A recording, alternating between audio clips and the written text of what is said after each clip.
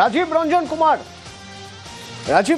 কুমার নামে একজনকে গ্রেপ্তার করে পুলিশ হেফাজতে নেওয়া হয়েছে।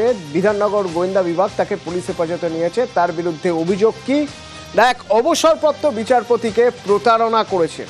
কিভাবে প্রতারণা করেছেন, কত টাকার প্রতারণা? অনুপ রয়েছে আমার সঙ্গে ফোনে। অনুপ, তো অবসরপ্রাপ্ত বিচারপতি তাকে প্রতারণার অভিযোগে কিন্তু একেবারে প্রমোটার রাজীব রঞ্জন কুমার তাকে গ্রেপ্তার করলো বিধাননগর গোয়েন্দা শাখার পুলিশ। প্রথমে কিন্তু একেবারে যে বিধাননগর পূর্ব থানায় অবসরপ্রাপ্ত বিচারপতি তিনি লিখিত অভিযোগ দায়ের করেন যে তিনি প্রতারিত হয়েছেন, এবং এরপরে সেই তদন্তভার নয় বিধাননগর গোয়েন্দা শাখার পুলিশ এরপরে রাজীব রঞ্জন কুমার অভিযুক্ত প্রমোটার তাকে বিহার থেকে গ্রেপ্তার করে ট্রানজিট রিমান্ডে কলকাতায় আনা হয়। কলকাতায় আনার পরবর্তী ক্ষেত্রে তাকে যে দীর্ঘ জিজ্ঞাসাবাদ থেকে শুরু করে এবং আদালতে পেশ করা হয়, এবং 10 দিনের হেফাজতে নিয়ে পুলিশ জিজ্ঞাসাবাদে জানতে পারে যে এই ব্যক্তি একেবারে যে অবসরপ্রাপ্ত বিচারপতি তার থেকে যে কোটি টাকার বেশি কিন্তু হাতিয়ে নিয়েছে, প্রতারণা করেছে। মূলত যেহেতু জমি দেখিয়ে সেখানে ফ্ল্যাট বাড়ি দেখিয়ে সই জাল করে মূলত এই বাড়ি বিক্রি করেছে তার কাছে, এবং তার পরবর্তী ক্ষেত্রে কিন্তু তিনি বিধাননগর পূর্ব থানায় অভিযোগ দায়ের করে সেই অভিযোগের ভিত্তিতে অভিযোগ গ্রেপ্তার করে পরবর্তী পুলিশরা জানতে পারছে বিহারের যে বিধানসভা নির্বাচন সেখানে কিন্তু একেবারে একটি রাজনৈতিক দলের তিনি কিন্তু একেবারে প্রার্থী হওয়ার কথা ছিল, এবং তার আগে ইতিমধ্যে তাকে গ্রেপ্তার করা হলো। এই ঘটনা ইতিমধ্যে তাকে দীর্ঘ জিজ্ঞাসাবাদ করা হচ্ছে পুলিশের পক্ষ থেকে অভিযুক্ত প্রমোটারকে হেফাজতে নিয়ে। যে অবসরপ্রাপ্ত বিচারপতির কাছ থেকে প্রতারণা করা হয়েছে তার সঙ্গে আমরা ফোনে যোগাযোগ করেছিলাম, শুনুন। আমি এই ভদ্রলোককে আগে চিনতাম না, সল্টলেকের প্রমোটার। তা আমাকে একজন দালাল বললো একটা বাড়ি বিক্রি আছে, তা আমিও তখন বাড়ির খোঁজ করছিলাম। তখন আমার এই যে এখানে আমি থাকি বিকে ব্লকে সল্টলেকে, সেই বাড়ি আমি ওনার থেকে কিনি।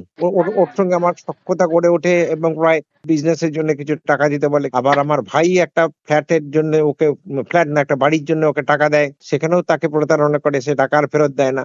এই ভদ্রলোক অনেক লোককেই এরকম করেছে এবং তাদের টাকা ফেরত দেয়নি। আর আমি এও শুনেছি যে ওর বিরুদ্ধে সিবিআই এর একটা কেস আছে রোটাং না ওই হরিয়ানা এরকম কোন জায়গায়, এবং knowing fully well that I was A high court জাজ, তা সত্ত্বেও করেছে।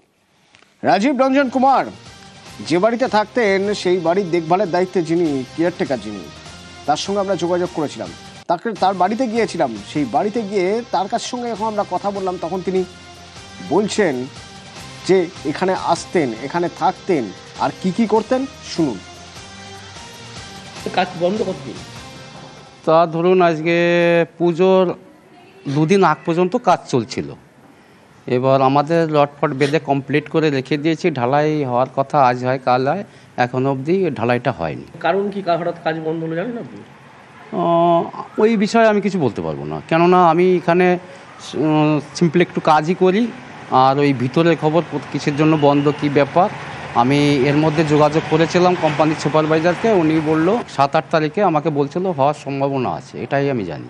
আর আপনাকে কি এখানে কাজে রেখেছিল রাজীব রঞ্জন কুমার কিন্তু কি আসতেন এখানে?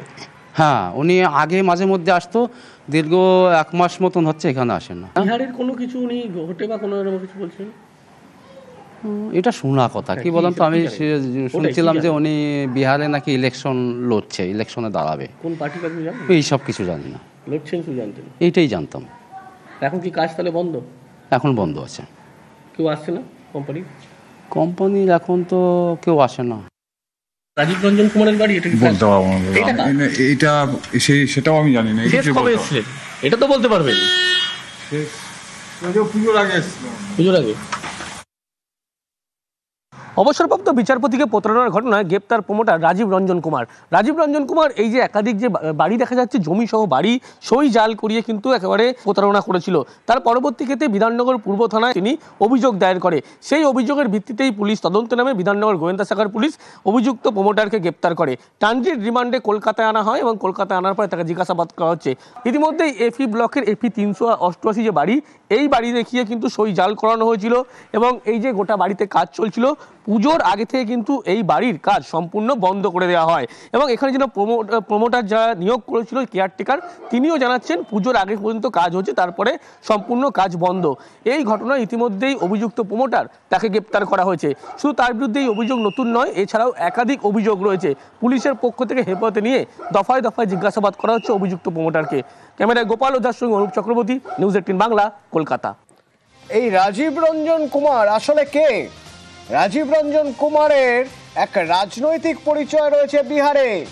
রাজীব রঞ্জন কুমার এর আগে 2020 সালে বিহার বিধানসভা ভোটে নির্দল প্রার্থী হয়ে দাঁড়িয়েছিলেন, যদিও গোহারা হেরেছিলেন। আর এবার জানা যাচ্ছে তিনি এনডিএর সম্ভাব্য প্রার্থী, অর্থাৎ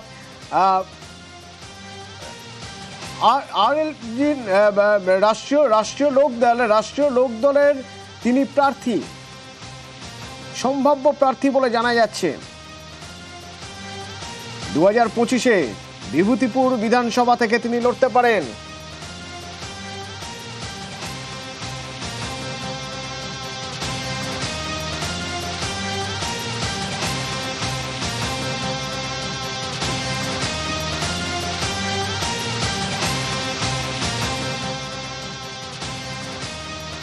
মারাত্মক অভিযোগ আনন্দপুরের এক কলেজ ছাত্রীকে অচৈতন্য করে ধর্ষণ, জোর করে মদ খাওয়ানো হয়েছে এবং তারপর তাকে ধর্ষণ করা হয়। অভিযোগ তো তেমনই। 26শে সেপ্টেম্বরের ঘটনা, তরুণীর ফ্ল্যাটে এই নির্যাতন হয়েছে বলে অভিযোগ। অমিত রয়েছে আমার সঙ্গে ফোনে।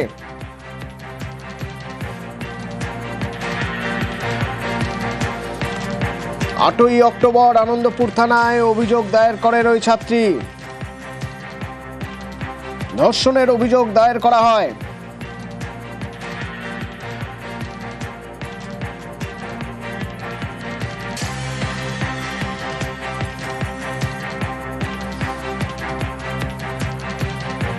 অমিত, আনন্দপুরের ঘটনা সম্পর্কে একটু বিস্তারিত জানতে চাইবো। আনন্দপুর থানায় এসে একজন বেসরকারি ইঞ্জিনিয়ারিং কলেজের দ্বিতীয় বর্ষের ছাত্রী বা পড়ুয়া তিনি অভিযোগ করেছেন যে 26 তারিখ তারই সহপাঠী তার ফ্ল্যাটে এসে তাকে মদ্যপান করিয়ে এবং খাবার খাইয়ে সে যেমন তাকে ধর্ষণ করেছে।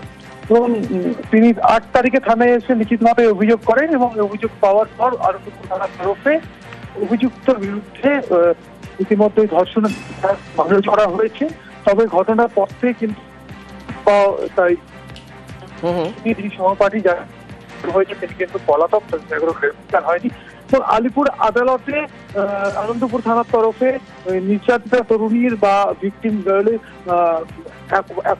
164 বা গোপন জবানবন্দি করাতে যে আবেদন করা হয় তাই ইতিমধ্যে মঞ্জুর হয়েছে। 13 তারিখ আদালতের কাছে নির্যাতিতা গোপন জবানবন্দি দেবেন কি ঘটেছিল।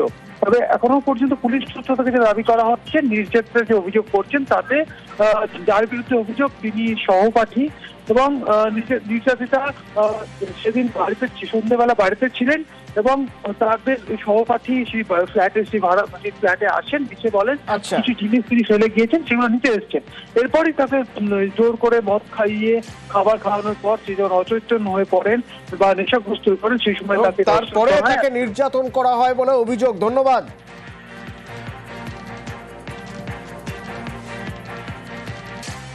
ঘনিষ্ঠ মুহূর্তের ছবি ভাইরাল করে দেওয়া হয়েছে এই অভিযোগ আসে থানায় এবং সেই ঘনিষ্ঠ মুহূর্তের ছবি ভাইরাল করার হুমকি দিয়ে টাকা চাওয়া হয়। তরুণীর অভিযোগে গ্রেপ্তার প্রাক্তন প্রেমিক মুর্শিদাবাদ থেকে। জানবো এই বিষয়ে আরো। আমার সঙ্গে অনুপ রয়েছেন ফোনে। অনুপ, সোশ্যাল মিডিয়ায় ঘনিষ্ঠ মুহূর্তের একেবারে অশ্লীল ছবি ভাইরাল করিয়ে দেওয়ার নাম করে কিন্তু হুমকি দেওয়া হয় এবং টাকা চাওয়ার অভিযোগ ওঠে এক ব্যবসায়ীর বিরুদ্ধে। মূলত এই ঘটনায় লেকটাউন থানায় তরুণের লিখিত অভিযোগ দায়ের করে তার পরবর্তীতে বিধাননগর সাইবার ক্রাইম থানায় অভিযোগ দায়ের করা হয়। গত জুলাই মাসে অভিযোগ যখন দায়ের করা হয় পুলিশের পক্ষ থেকে পুলিশ তদন্ত শুরু করে এবং অভিযোগে জানানো হয় যে 5 বছর ধরে এই তরুণীর সঙ্গে উদয় আগরওয়াল নামে এক যুবকের পরিচয় ছিল এবং বেশ কয়েকবার ঘনিষ্ঠ মুহূর্তের ছবি কিন্তু তুলে রেখেছিলেন এই যুবক, এই ব্যবসায়ী। পরবর্তীতে সেই ছবি যখন সম্পর্ক বিচ্ছেদ হয় এই ছবি একেবারে ব্ল্যাকমেইল করা হয় যে সোশ্যাল মিডিয়ায় ভাইরাল করে দেওয়া হবে এবং টাকা দিতে হবে। এবং যখনই এই ঘটনা হুমকি ফোন আসে, এই তরুণী যখন অভিযোগ দায়ের করে অভিযোগের ভিত্তিতে উদয় আগরওয়াল নামে যুবককে ব্যবসায়ী তাকে ইতিমধ্যে মুর্শিদাবাদ থেকে গ্রেপ্তার করে বিধাননগর সাইবার ক্রাইম থানার পুলিশ। অভিযোগ থেকে আজকে আদালতে পেশ করা হয়েছে, পুলিশের পক্ষ থেকে হেফাজতে নেওয়া হয়েছে এবং সেই মোবাইলে থেকে বেশ কিছু অশ্লীল ছবি ঘনিষ্ঠ মুহূর্তে সেই ছবি কিন্তু উদ্ধার করা হয়েছে। মোবাইল ফোনটি ইতিমধ্যে পুলিশের পক্ষ থেকে সিজ করা হয়েছে বলে এমনটাই পুলিশ সূত্রে পাবো। ধন্যবাদ।